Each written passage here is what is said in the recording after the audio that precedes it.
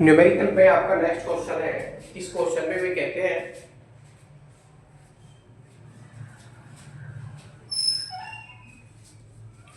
एक वर्ग की पिट्ठी भुजा 60 सेंटीमीटर लंबी है। इसके कोनों पर क्रमशः -2, 3, -4 तथा 5 माइक्रोकुलाम के आवेश रखे हैं। वर्ग के केंद्र पर वैद्युत विभव की गणना कीजिए। तो सेम क्वेश्चन है जैसा कि हमने पिछले वीडियो में किया था, इसी के अकॉर्डिंग हम इसको सॉल्व करने की कोशिश करेंगे और देखते हैं क्या प्राप्त होता है।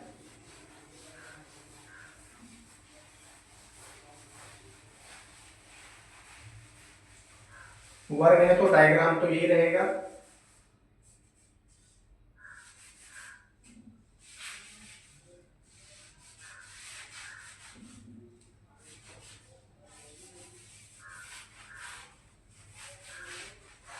लेकिन वैल्यू चेंज हो जाएंगी।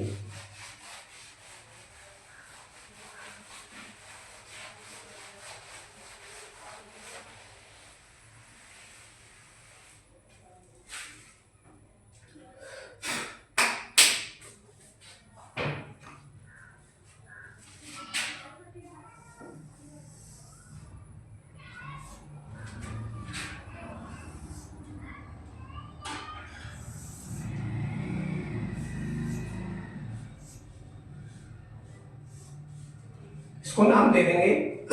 ये बिंदु ए हो गया, ये बिंदु बी हो गया, ये बिंदु सी हो गया और ये बिंदु डी हो गया।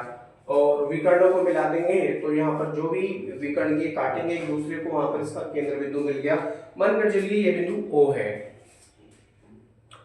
अब वैल्यू दे रखी है इन्होंने, भुजा दे रखी है 60 सेंटीमीटर।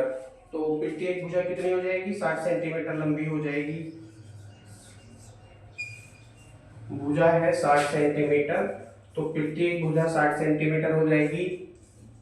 वर्ग है, वर्ग की चारों भुजाएं बराबर होती हैं, चारों कोण बराबर होते हैं, लेकिन इनके कोणों पर रखे हैं इन्होंने -2, 3, -4 व 5 माइक्रोकुलाम के आवेश।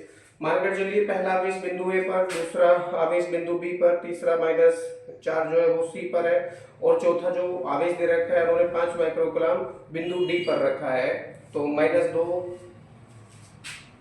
ये आवेश दे रखा है इन्होंने Q1, इसको मानिए, और इसकी वैल्यू दे रखी है इन्होंने -2 माइक्रोकुलाम। बिंदु बी पर जो आवेश रखा है, बिंदु बी पर रखा आवेश है उसकी वैल्यू है 3 माइक्रोकुलाम। इसको Q2 मान सकते हैं। Q2 इक्वल टू 3 माइक्रोकुलाम, ये प्लस में है तो प्लस का चिन्ह लगाकर इसको दर्शाएंगे। नेक्स्ट है -4 माइक्रोकुलाम बिंदु सी पर मानिए, इसको Q3 वैल्यू आप दीजिए -4 माइक्रोकुलाम।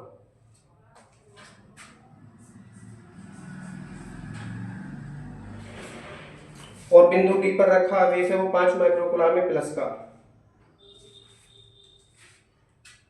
आप इसको Q4 मानिए, कितना? 5 माइक्रोकुलाम।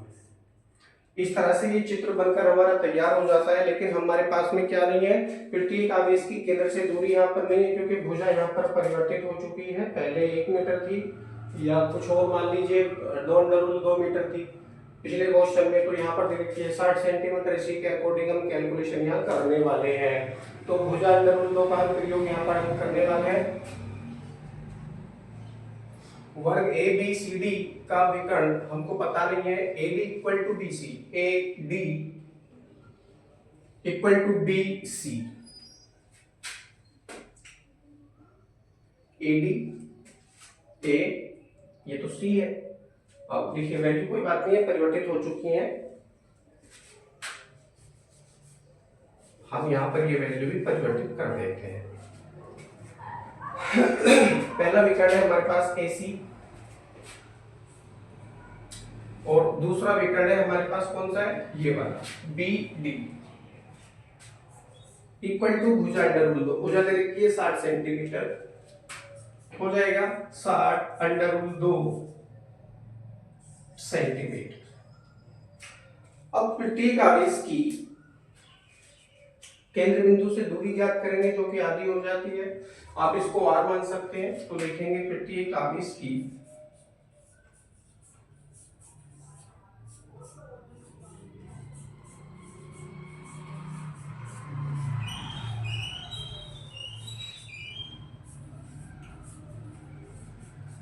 केंद्र O, क्या माना है आपने? केंद्र O माना है, केंद्र O से दूरी,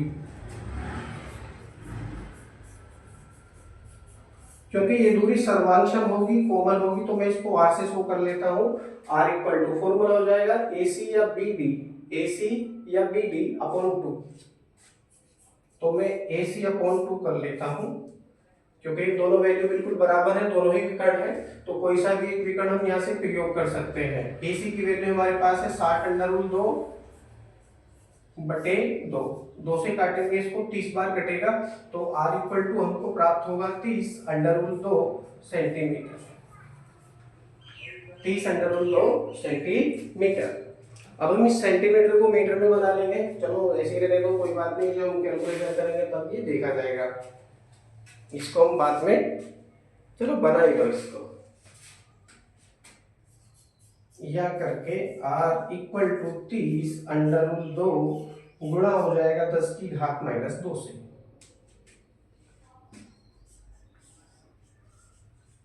ये वैल्यू हमारे पास मीटर में प्राप्त हो चुकी है। अब प्रत्येक आवेश उन्होंने दे रखा है क्वेश्चन में, A B C D पर रखे हैं और चित्र में दर्शा रखे हैं मैंने, तो अब हम विभव ज्ञात कर लेंगे। तो लिखेंगे वर्ग के केंद्र पर विभव, डायरेक्टली लिख सकते हैं चारों आवेशों के कारण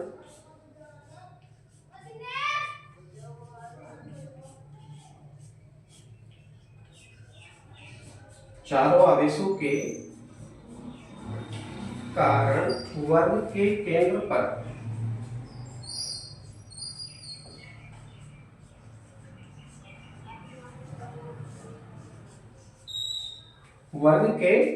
पर विभव हमसे ये पूछते हैं और यही हम ज्ञात कर रहे हैं इस समय। फॉर्मूला है V इक्वल टू, अब देखिए चार आवेश हैं, चारों आवेश बिल्कुल अलग अलग हैं, जिसके कारण इनके द्वारा उत्पन्न होने वाले विभव V1 V2 V3 V4 सबकी वैल्यू अलग अलग होने वाली है। Equal to V1 plus V2 plus V3 plus V4, कौन सा योग है? बीजगणितीय योग। क्यों कर रहे हैं? क्योंकि अदिश राशि है। हो जाएगा V इक्वल टू, देखिए मैं कुछ कॉमन करूंगा साथ के साथ में, और जो अंदर रहेगा मैं अंदर रखूंगा।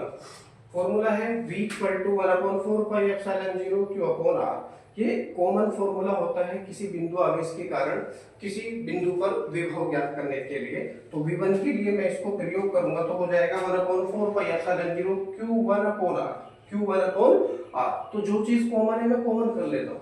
तो यहाँ पर क्या कॉमन है? 1/4πε0 इंटू Q, यहाँ पर भी यही, यहाँ पर भी यही, यहाँ पर भी। अंदर बचेगा ब्रैकेट में 1/r1, सॉरी 1, Q तो कॉमन नहीं होगा, R कॉमन होगा अपॉन में, तो Q1 plus Q2 plus Q3 plus Q4 अंदर रह जाएगा कुछ इस तरह से। 1/4πε0 मैंने कॉमन कर दिया। Q/r होता है तो Q तो कॉमन होने वाला नहीं है क्योंकि अलग अलग वैल्यू दे रखी है, R कॉमन हो जाएगा। 1/4πε0 इंटू R मैंने कॉमन कर लिया और अंदर बचेगा क्या? Q1 plus Q2 plus Q3 plus Q4। अब सबकी वैल्यू हम यहाँ पर रखेंगे, सबकी वैल्यू रखेंगे तो क्या प्राप्त होगा अब देख लेते हैं।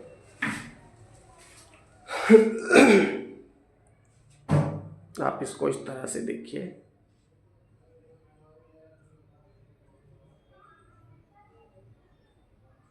वीडियो को रोक के भी आप समझ सकते हैं।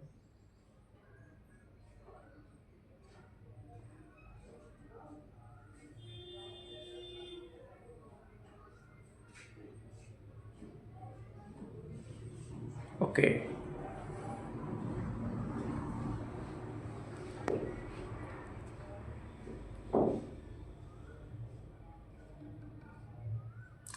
अब आगे देखते हैं। यहाँ पर हम सब राशियों की वैल्यू रखेंगे और वैल्यू हमारे पास दे रखी है इन्होंने।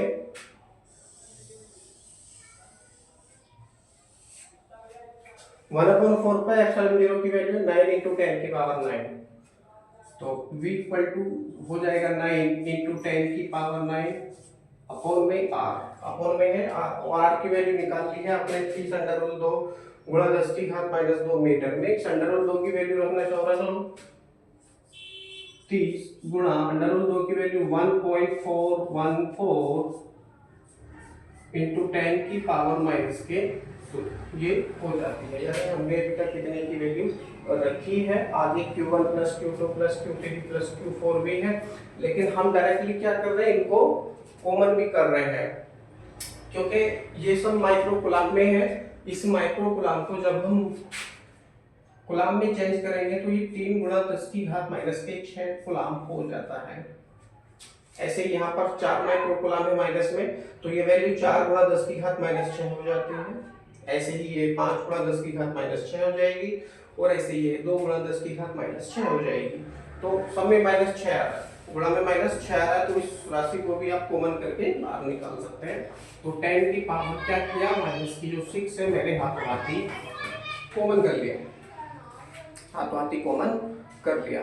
और अंदर क्या बचेगा देखते हैं। अंदर बच रहा है आपका Q1 की वैल्यू है -2, Q1 की वैल्यू -2 प्लस का चिन्ह लगाएंगे, और Q2 की वैल्यू कितनी है 3, Q2 की वैल्यू 3, फिर प्लस का चिन्ह लगाएंगे, और Q3 की वैल्यू -4, प्लस माइनस का गुणा करेंगे तो वहां माइनस हो जाएगा। क्या हो जाएगा, माइनस हो जाएगा। मैं इसको यहाँ पर लिख रहा हूँ -4, और Q4 की वैल्यू है 5, तो प्लस के 5। इस तरह से ये वैल्यू कंप्लीट हो चुकी है। अब हम क्या करेंगे, अब देखिए 10 की पावर 9 है प्लस की, ये 2 ऊपर की जाके प्लस की हो जाएंगे, तो 9 और 2 11 हो गई, प्लस की और 6 जब घटाएंगे तो कितनी हो जाएंगी, 5 बचेंगी। 9 गुणा 10 की घात 5 बटे 30 गुणा 1.414, यह की वैल्यू आपके पास में चल रही है। ओके, यही वैल्यू बचेगी आपके पास में, क्योंकि 11 में से 6 निकाल दी तो 5 वैल्यू यहाँ पर प्लस की बची है। इनटू, अब डायरेक्ट इनटू लगाइए, क्योंकि अंदर आप कैलकुलेशन करेंगे। अब देखिए जो चीज प्लस की है उसको जोड़ लेंगे, 5 और 3 8 यहाँ पर प्लस के हैं, और 4 और 2 6 माइनस के हैं। 8 में से 6 निकाल लो, कितने बचेंगे, 2 बचेंगे, यानी गुणा में 2 पहुंचेगा ऊपर। केवल यही कैलकुलेशन आपको करनी है इस समय। हम इसको 3 से काट लेंगे, 3 नहीं 30, इसको 3 से काटेंगे, 3 क्या 9, अब 3 का 2 का मल्टीप्लाई करेंगे, 3 दूनी 6 गुणा 10 की घात 5 बटे, अब देखिए ये 10 बच रहा है और ये 1.414 बच रहा है, इसका भी गुणा कर दीजिए इससे, 14.14 हो जाएगा, 14.14 ये प्राप्त हो जाता है कुछ इस तरह से।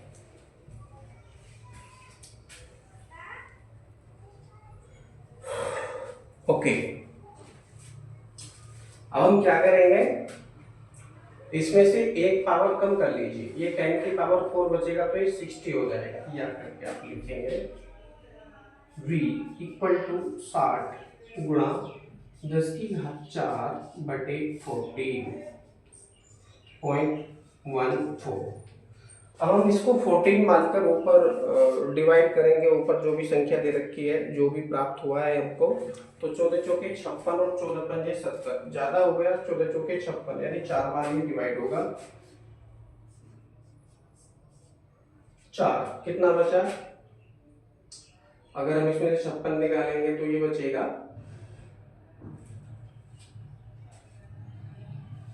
केवल 4, पॉइंट लगाओ, जीरो बढ़ाओ, 40 हो गया, 14 दूनी 28, 14 किया 42, 0.2 आ गया। 4.2 इंटू 10 की पावर 4, इतना ही रहने दीजिए, क्योंकि बहुत सारी संख्याएं आती चली जाएंगी, ये भाग कभी भी कंप्लीट नहीं होने वाली है, तो यहीं पर हम इसको छोड़ सकते हैं। 4.2 इंटू 10 की पावर 4 वोल्ट, ये आपका आंसर है। आई होप आपको समझ में आ गया होगा।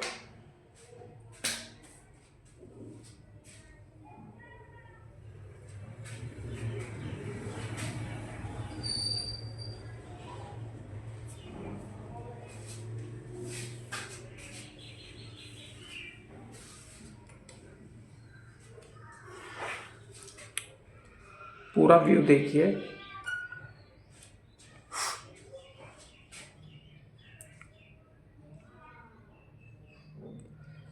जहाँ पर आपको वीडियो रोकनी है वहाँ पर वीडियो रोक के आप देख सकते हैं, समझ सकते हैं।